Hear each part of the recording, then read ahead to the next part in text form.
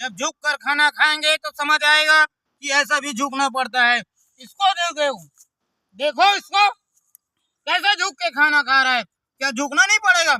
जब किसानी का भी काम करोगे तो ऐसा हल चलाना पड़ेगा। हल है, घास फूस करेंगे तो जो भी करेंगे। क्या खाना खाने के लिए झुकना नहीं पड़ेगा?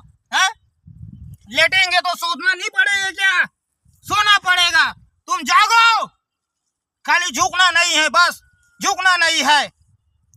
हर किसी को झुकना पड़ेगा तभी देश चलेगा। और तुम बोलते हो कि मैं साला झुकूंगा नहीं। कैसे नहीं झुकेगा? ये बर्तन है, बर्तन। ये बर्तन को कौन मांगेगा? ये है, तेरी बीवी बच्ची आएगी, है, कढ़ाई है, इसको क्या धोने के लिए क्या बर्तन है? तो झुकना नहीं पड़ेगा क्या इसको? कौन धोगा साले? और तुम बोलते हो कि झुकना नहीं पड़ेगा।